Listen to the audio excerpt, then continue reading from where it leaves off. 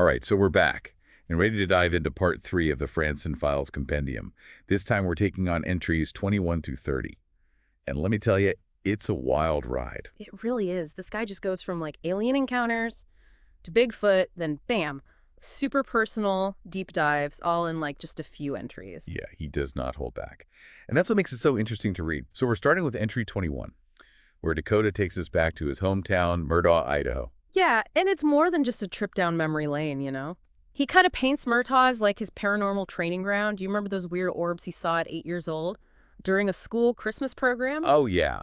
8 years old. Yeah. Most kids are like worried about what Santa's bringing them. Oh, Not yeah. like floating balls of light. It just makes you think maybe these paranormal experiences aren't like confined to, dark, spooky places. Maybe they're happening all around us, like in the most ordinary settings. Yeah, that's a really good point. And then at 14, he does his first paranormal investigation in the Murtaugh Highway Department where his grandfather worked. Well, that's kind of a sweet little family connection to the paranormal. Huh? But then there's Sidewinder's Bar and Grill, this local haunt that's apparently just like crawling with activity. Oh, yeah, I read about that. Jukebox going haywire, ghostly laughter, shadowy figures. I mean, classic haunted bar stuff. Yeah. But what do you think? Is it like residual energy from all those years or something more interactive? Well, he seems to think both are possible. And that actually leads us to entry 22, where he brings out his hauntings evaluation system, which I'm going to say is actually pretty useful for anyone interested in ghost hunting. Yeah, I was going to say, Yeah. his reading systems, when I first saw those, I was like, okay, this guy's taking this really seriously. But as we go through them, they actually make a lot of sense. Yeah, he breaks it down into 3 main types. Intelligent haunts, where the spirits are like aware, and they might even try to communicate. Residual haunts, which are like ghostly echoes of past events. And then you got environmental disturbance haunts, or what most people would call poltergeists. And this is where things get a little chaotic, right? Ah, Objects flying around. Spooky noises. It- He links this back to his Carey syndrome theory, what he calls post-traumatic psychosomatic manifestations. So the idea that like intense emotions can manifest as physical disturbances. right, and remember that creepy story about the spectral boy? With the chainsaw near the old train tracks in Murtaugh? Yeah, that would fall under a residual haunt, just a chilling imprint of something that happened in the past, playing over and over again. So we've got our ghost hunting 101 down. Yeah. But then, entry 23. He takes a sharp turn and goes into the world of cryptozoology. With the South Hills Sasquatch, Bigfoot in Idaho? Who knew? Yeah, and he claims he saw it firsthand during a middle school ski trip to Magic Mountain, no less. And he even provides a detailed description, noting how the creature's face reminded him of an Australopithecus. Even as a kid, he's trying to like connect these experiences to scientific concepts. I love that. I'm picturing him on this ski trip. Everyone else is like goofing off and having fun. He's laser focused on the woods, looking for Bigfoot. So did he get any evidence? Sadly, no photos or videos of the creature itself. But a few months later, he went on a camping trip, specifically to search for the Sasquatch, even using chocolate as bait. And this time he found a giant footprint, which he later showed to Dr. Jeff Meldrum, a well-known Bigfoot researcher from Idaho State. Oh, wow. And Meldrum thought it was credible. That's pretty significant. It is, and it's not just a random Bigfoot sighting either. He ties this into the whole inner Earth theory, suggesting that the South Hills could be a haven for these creatures. Remember the emissary and their map of alleged entrances to inner Earth? Some of those locations are in southern Idaho.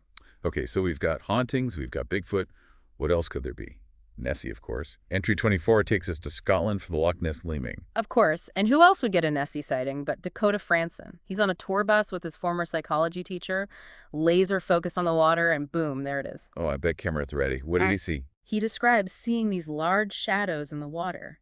Then a speedboat zooms by and spooks the creature, causing part of it to surface. Gray skin, black spots. Sounds like a classic Nessie, right? Totally. But this wasn't just some blurry photo. His footage was actually featured on National Geographic's Drain the Oceans series. Right, and the scientists who analyzed the footage theorized that it could be a giant eel, which, to be fair, would explain a lot of the sightings. But still pretty incredible that he managed to capture something on film. Absolutely. So he's covered hauntings, Bigfoot, Nessie. And in entry 25, he tackles the big one, UFOs. And of course, he's got a rating system for that too. The ET UFO encounter rating system. It's based on the work of some prominent ufologists, but he adds his own spin, breaking down encounters into 10 stages, from simple lights in the sky all the way to abductions and even hybridization scenarios. I mean, the level of detail is astounding. Yeah, instead of just saying, oh, I saw a UFO, You've got this whole framework for like categorizing Yeah. and analyzing the experience. What's fascinating to me is he's not just presenting these stories, he's trying to make sense of them, to create like a language for understanding the unknown. And that's what sets him apart. He's not just a passive observer, he's an active participant in the search for answers. And in entry 26, he turns that investigative lens on himself, diving into his own family history to see if there's a genetic explanation for his paranormal sensitivity. Okay, so this is where it gets really personal. What did he find? Anything that like jumped out at you? Oh, plenty. He talks about his large family, his estranged father, his complex relationship with his mother. He even brings up his blood type, O negative, which some believe is linked to psychic abilities. So he's suggesting that his paranormal sensitivity might be encoded in his DNA. I mean, it's a bold claim. But then you hear about his ancestry. Right. On his mother's side, he's related to Mary Queen of Scots and even some Salem witches. And his paternal grandmother claimed to have spoken to angels and been abducted by aliens for hybridization experiments. Then there's the potential connection to the Anunnaki, this ancient race of extraterrestrials. He suggests he might be a descendant of Ea, their geneticist. Wow. So we've got this family history steeped in the paranormal, combined with a childhood filled with trauma, including that alleged alien abduction at age 6. It's almost like all these events could have triggered something latent within him, opened him up to these experiences. And that leads us to entry 27, which might be the most unexpected twist yet. Frandsen considered creating his own religion. Wait, what? His own religion? Was he serious? Well, not in the traditional sense. He called it Fransenian philosophy. And he saw it more as a social experiment.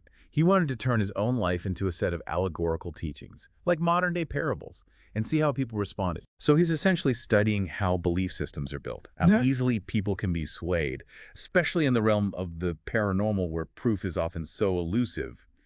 It's a little unsettling, don't you think? It is, and it's even more unsettling when you consider that he claims to have observed similar patterns in other groups, like UFO cults and New Age movements. It makes you wonder about the fine line between genuine belief and manipulation. So Frandsen the Prophet is a no-go.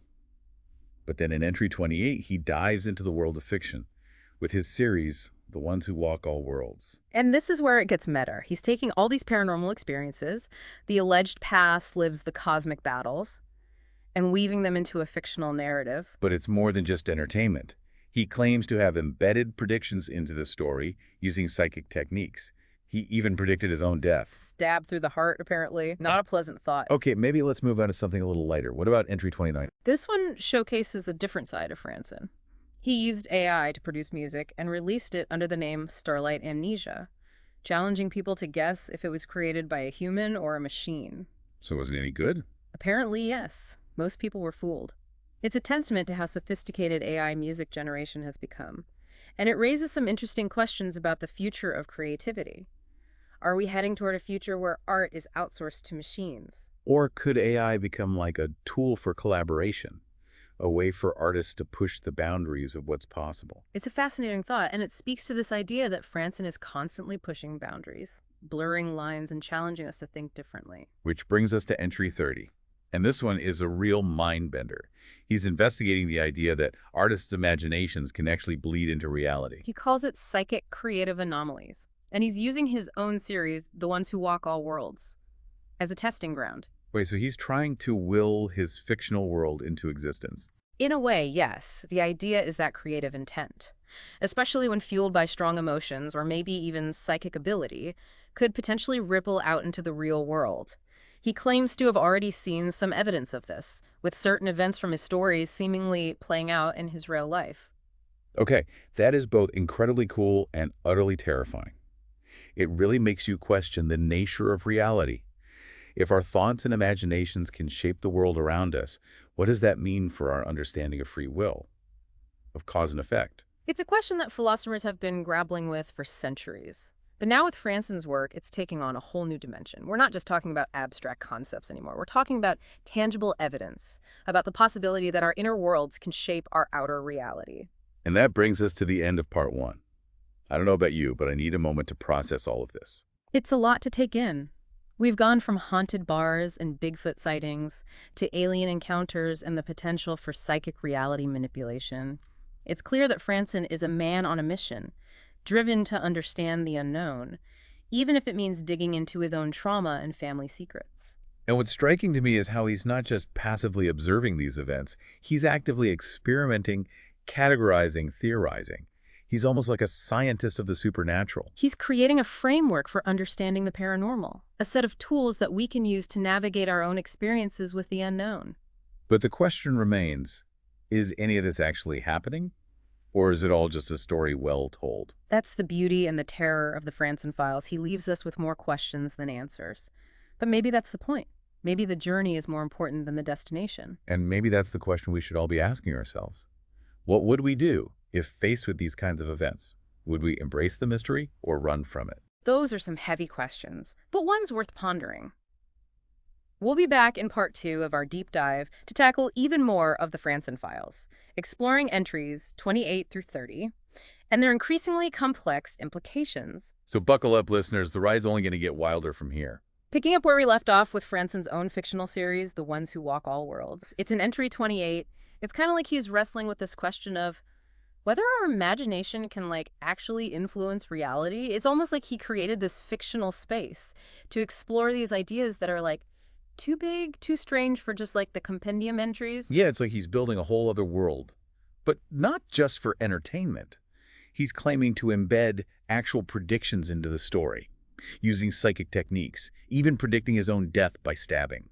It's a pretty dark prediction. I don't know what to make of it. Does it lend credence to his claims? Or is it just like a clever narrative device to draw readers in? It's that constant blurring of lines between fiction and reality that makes the Frandsen Files so interesting. Yeah, he's playing with the idea that stories can be more than just stories. They can be prophecies, warnings, or maybe even blueprints for the future. It's a fascinating concept, but it definitely raises some red flags for me.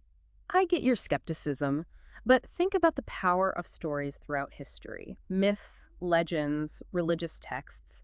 They've shaped entire cultures, influenced beliefs, even sparked wars. What if there's a deeper truth to those stories? A connection to something beyond our everyday understanding? I see your point, but doesn't that risk oversimplifying these complex concepts? How do you strike that balance between entertainment and intellectual rigor, especially when you're dealing with topics as sensitive as the paranormal? It's a delicate balance, and not everyone gets it right. But I think what Dakota's doing with The Ones Who Walk All Worlds is actually quite clever. He's taking these complex ideas about the paranormal, about consciousness, about the nature of reality itself, and he's weaving them into a narrative that's both engaging and thought-provoking. It's a way to open people's minds to these possibilities without overwhelming them with, dry academic language. And speaking of pushing creative boundaries, we can't forget about entry 29. Where Dakota ventures into the world of music. With his AI-generated project, Starlight Amnesia, this one really caught me off guard. It's like, okay, this guy investigates ghosts, chases Bigfoot, and now he's producing AI music. He really is like a renaissance man of the strange and unexplained. And the fact that he was able to fool people into thinking this music was human-made, pretty impressive. It makes you think about the future of creativity. Is this the beginning of the end for human artists? Or could this technology be like a powerful tool for collaboration and innovation? I think it's more the latter. Imagine a world where artists can collaborate with AI to create music, art, even literature. That's beyond anything we can imagine today. It's like opening up a whole new realm of creative possibilities. It's definitely something to consider. And it ties back to this larger theme of Dakota pushing boundaries, challenging us to expand our definition of what's possible. Exactly. And that leads us to entry 30, which is probably the most mind-bending entry yet. Psychic creative anomalies. He's exploring the idea that artists' imaginations can actually influence reality. This is where things get really trippy. He's basically suggesting that the act of creation, especially when fueled by strong emotions or maybe even psychic energy, could ripple out into the real world. And he's using his own series, The Ones Who Walk All Worlds, as a testing ground for this theory. He claims that events from his stories are starting to mirror events in his real life, like his fictional world is bleeding into his reality. It's both fascinating and incredibly unsettling.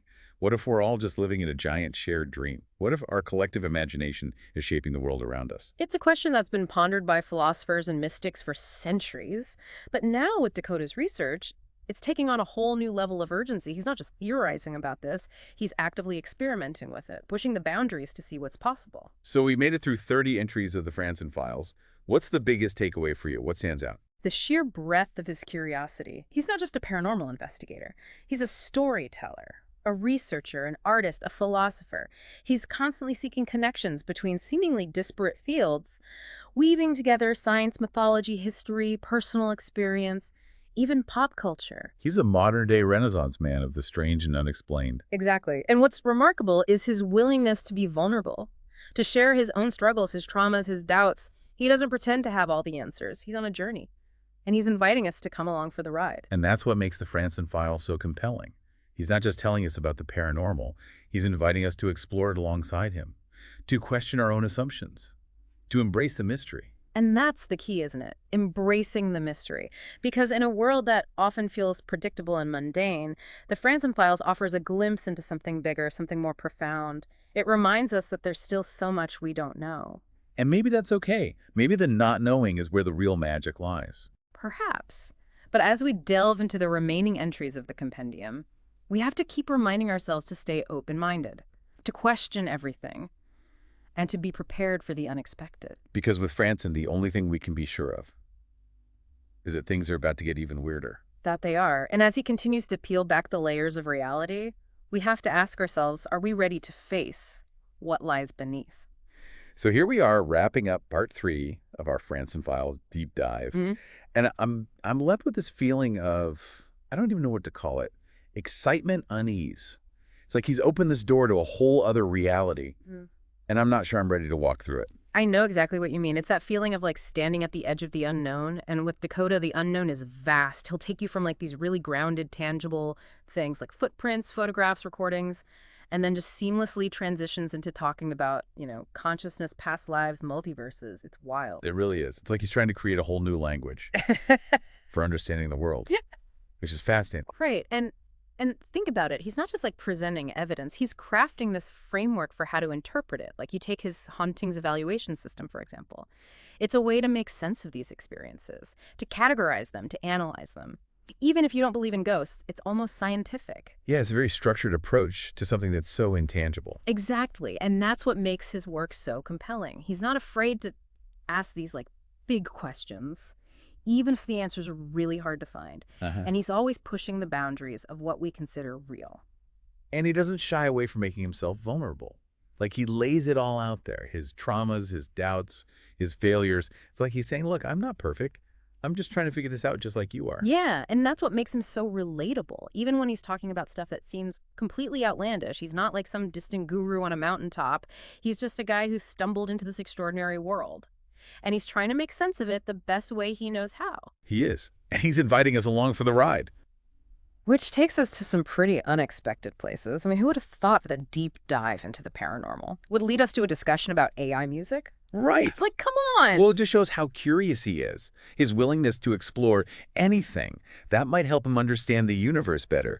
And with Starlight Amnesia, he's not just looking at AI's creative potential. He's asking us to confront our own ideas about art and consciousness. Like, if a machine can make music that moves us, music that makes us feel something, what does that say about creativity? What does it even mean to be human? Those are some big questions. They are? It's like he's holding up a mirror to our own humanity, challenging us to see ourselves in a new light. And honestly, that's what I keep coming back to with the Frandsen Files. It's not just about ghosts and aliens and Bigfoot. It's about us. It's about the potential that we all have to connect to something bigger than ourselves. And a lot of times that potential comes from our imagination, from our creativity. Remember his idea of psychic creative anomalies? He's saying that our thoughts, our dreams, our stories, they can actually shape the world around us. It's a powerful thought. It is. It's both exciting and terrifying at the same time. Yeah, because it means we're not just passive observers. We're active participants. We have the power to create, to manifest, to change the world with our minds. And that power comes with a lot of responsibility. If our thoughts can really influence reality, then we need to be careful about what we're putting out into the world. Absolutely. Well, we've reached the end of our deep dive into the Frandsen Files. What do you hope our listeners take away from all of this? I hope they come away with a sense of wonder, a curiosity about the unknown, and a willingness to explore the world with an open mind. And maybe a little bit of that Fransenian spirit, that drive to search for the truth no matter where it leads. I think Dakota would like that. And with that, we'll leave you to ponder the mysteries of the Frandsen Files. Thanks for joining us on this deep dive. Until next time, keep seeking, keep questioning, and And keep your minds open to the possibilities.